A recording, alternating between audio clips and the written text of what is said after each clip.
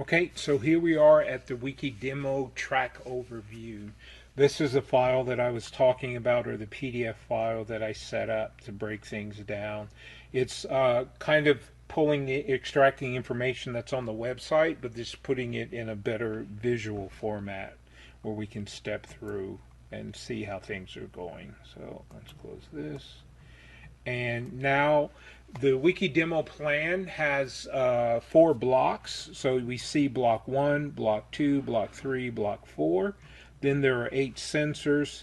Sensor 1, 2, 3, 4, 5, 6, 7, and 8. Then there's 2 switches, switch 1 and switch 2. And then there are 5 track direction icons.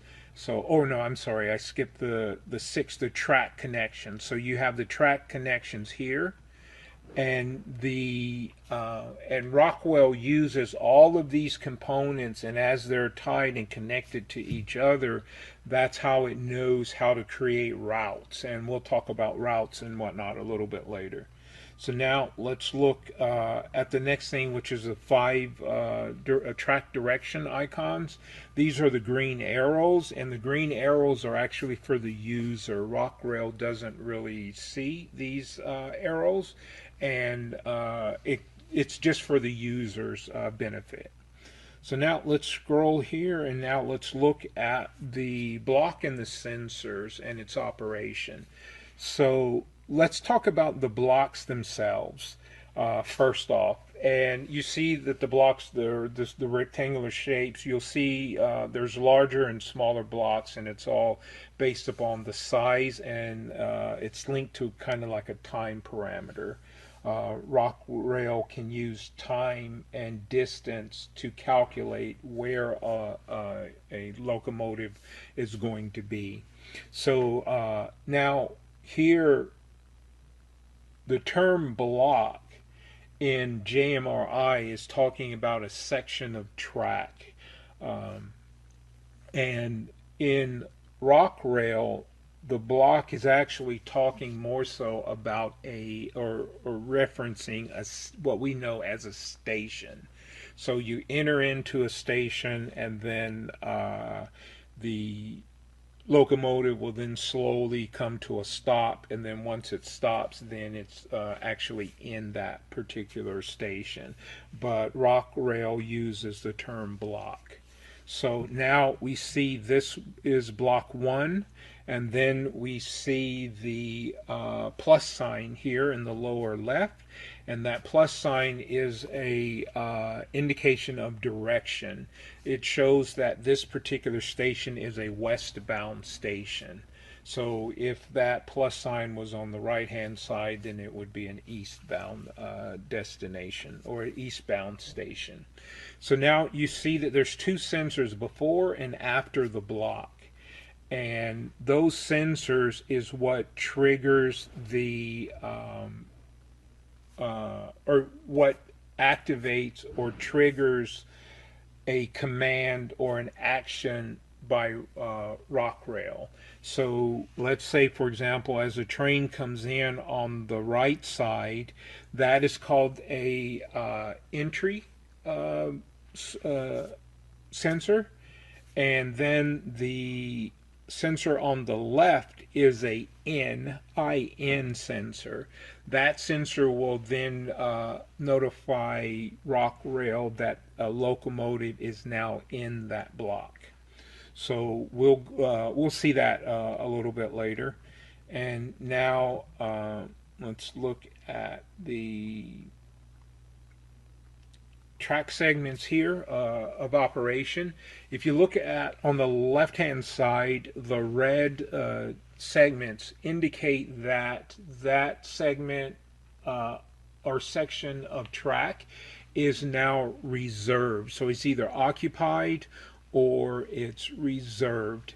And that's kind of what we see in JMRI whenever the track segment turns yellow, then it shows that it's occupied, which is basically the same thing here. Now on the right side of that, you see the yellow track segments. The yellow track segments are more so like a reserve it's showing that a locomotive is now assigned to this section of track, and that it will be using that segment or section of track. So it's almost like a restriction. So now if we look here, we see the arrow, and that arrow, like I said before, is an indicator for a direction indicator for the user. Then we have the yellow or the switch here, and the switch shows with the yellow indicator showing if it's either open or closed or thrown. So now let's go here, and now let's look at the block segments of operation. Now, this is where Rocrail will then give indications or conditions of a block or of a station. So you see that there are four colors here. The red color with the logo ID, it shows that that particular station or block is occupied. And you'll see that in the demo, you'll kind of see how that switches and changes and how it works. Now you see that the two where it shows blocks 2 and 4, those are showing or representing that the station or block is empty. It's not occupied by anything. Then when you see the 3 in that block 3, you see the EO3 in the blue. The blue indicates that the train is entering into the block. So as you recall on the other page section where it had the sensor to the right, when that sensor is triggered, then the block will turn blue, saying that there's a train that's entering into that station. Then whenever the train passes over the sensor or the end sensor, then that's when the block will turn red, indicating that the EO3, in this case the EO3, is in that block.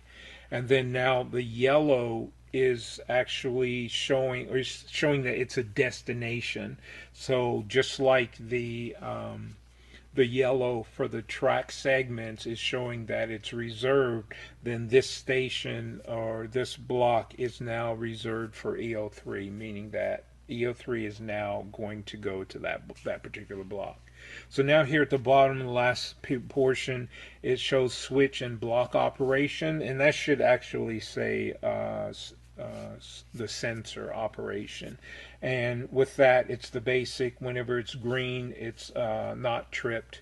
Then when it turns red, then that means the sensor's tripped, and then the Rocrail will then respond based upon however it's configured. Then you have the switches here, and it shows the open and closed condition, or through or thrown. So now this pretty much covers the basics for the track, and then all of the little icons that we'll be seeing.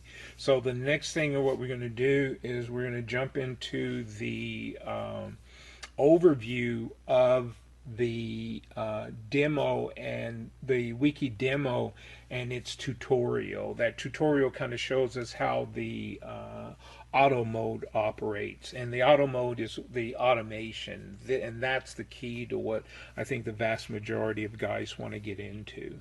So let's jump into that, and we'll get to that video.